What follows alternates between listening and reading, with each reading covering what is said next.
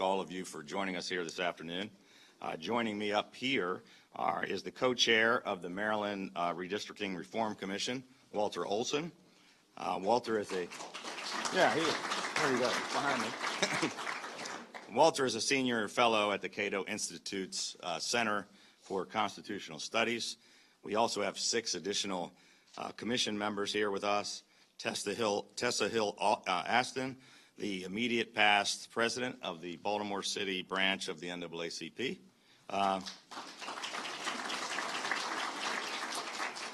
Carol Ramirez is a longtime Bethesda resident and small business owner. She gets a clap too. I mean,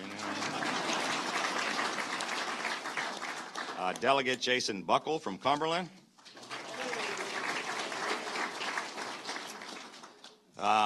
Banker, community volunteer Michael Goff,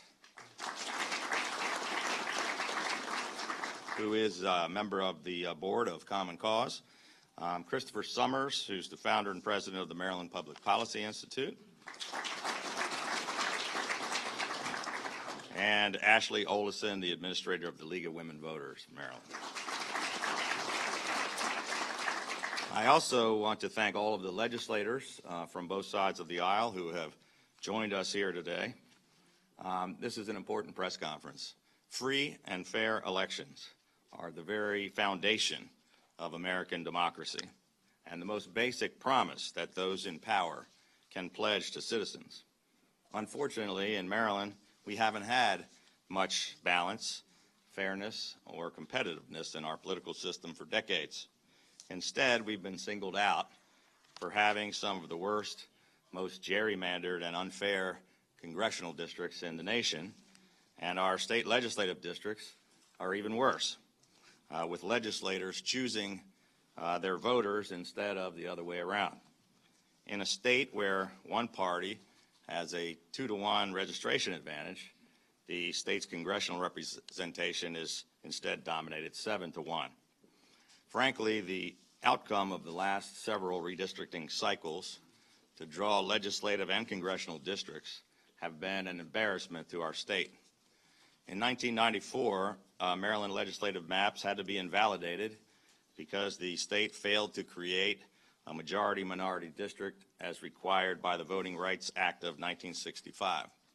Maryland's legislative maps were overturned again in 2002 for repeated crossings of lines between Baltimore City and Baltimore County, which improperly prioritized political goals over constitutionally mandated congruence standards.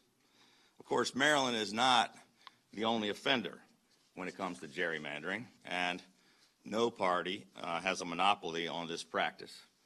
Just last week, a 3-judge federal panel ruled that North Carolina, their congressional map is unconstitutional because it was drawn primarily with a political motive to give Republicans an unfair advantage. The court ruled that the districts for 2018 would have to be redrawn, and they gave the legislature 2 weeks to come up with a new map. There are states all across the country, regardless of which party has the majority, that have the same type of shameful gerrymandering, some of them nearly as bad as Maryland. In Maryland, we can no longer simply accept the status quo. Everyone recognizes that there is a problem, and nearly everyone in Maryland wants us to do the right thing and solve it. This is about encouraging fairness, checks and balances, and compromise. It's an effort to stem the tide against divisive partisan politics, which are used to suppress any real competition of ideas or honest debate. The U.S. Supreme Court recently decided to hear a case challenging Maryland's partisan and potentially illegal gerrymandering. That case, Benisek versus Lamone, will be heard shortly, and I want to thank Jerry DeWolf, one of the plaintiffs in that case, for joining us here today.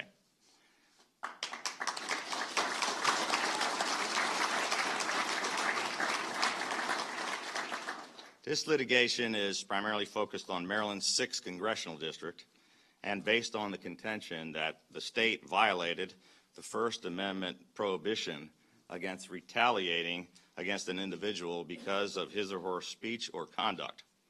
The citizens argue that the Republicans in the 6th District were penalized because of how they cast their ballots.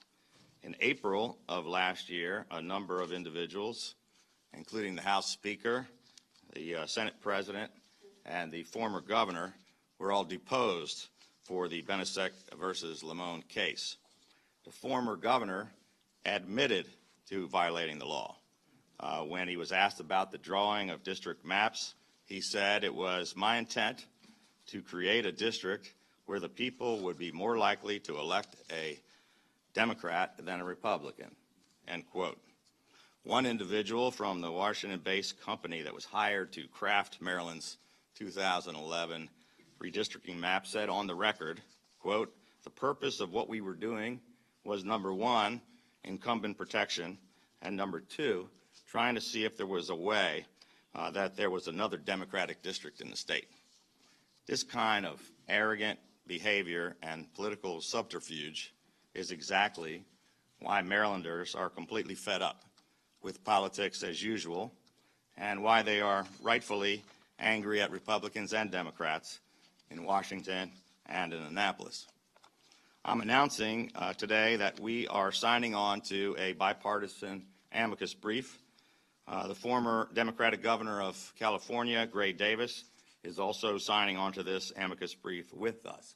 And today, I want to encourage other current and former governors from across the country and from both sides of the aisle to join with us in this bipartisan effort to protect our citizens' most basic right, the right to free and fair elections.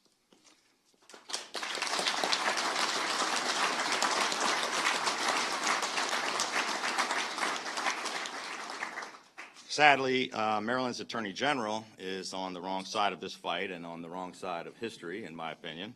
Unfortunately, I cannot direct him to fight on behalf of the overwhelming majority of Marylanders who oppose gerrymandering and want free elections in our state. However, I can take that stand myself without the Attorney General. And I fully and proudly stand with the people of Maryland in supporting this case and in pushing redistricting reforms at every level all across the country.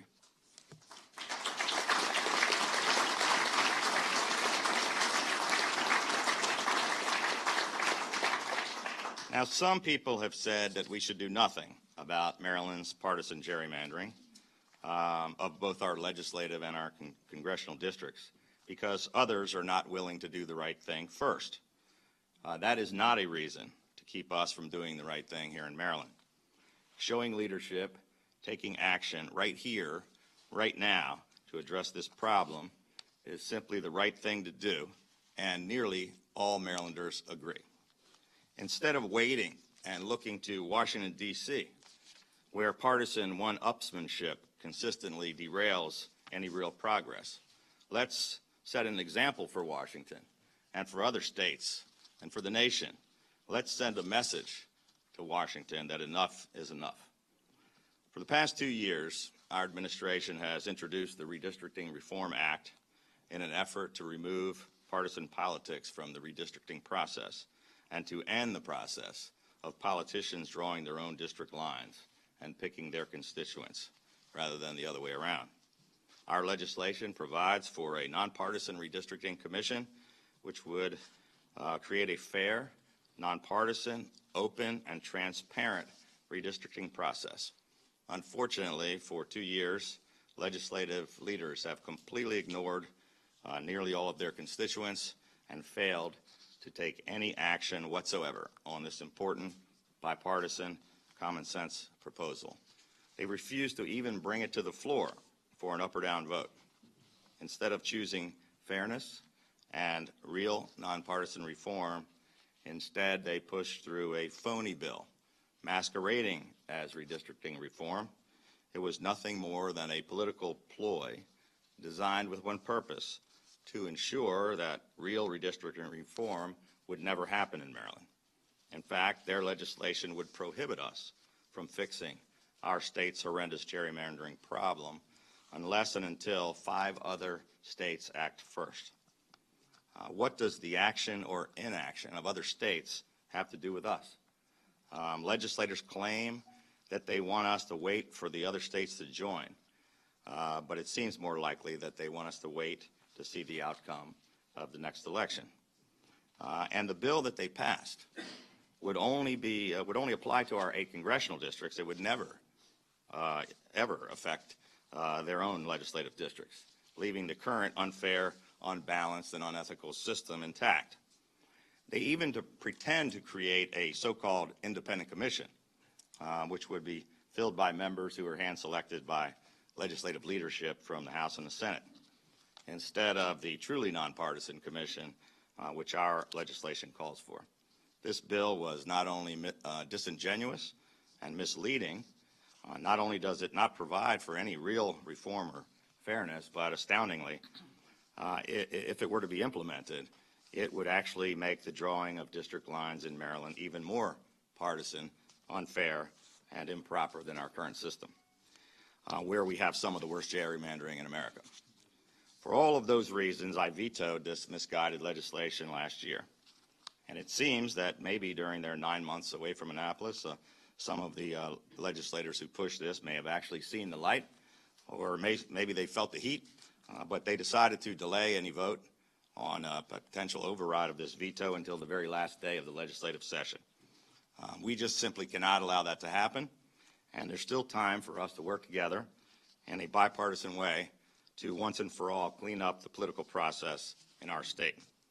Today, we are renewing our calls for election reforms by introducing the Redistricting Reform Act of 2018, which will once and for all remove the politics and the politicians from the process of drawing their own districts.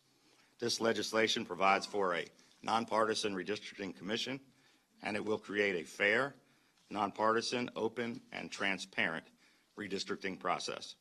The people of Maryland desperately want and deserve balance, fairness, and bipartisanship in our state. This is not a fight between Republicans and Democrats. This is about Maryland's future. This isn't a fight between the right and the left. This is a fight between right and wrong. And let's all work together this year.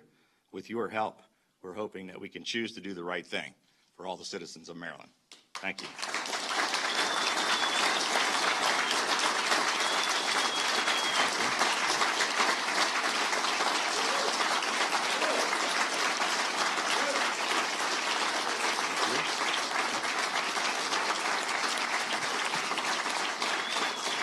Wow. Thank you. Wow, I wish you guys would come to all of our press conferences. With that, I'll be happy to take some questions from the media. Governor, if this bill fails again, as seems likely, and if you get reelected, would you introduce this again? You know, it may have a lot more chance of success if they know I'm the one drawing the districts, right?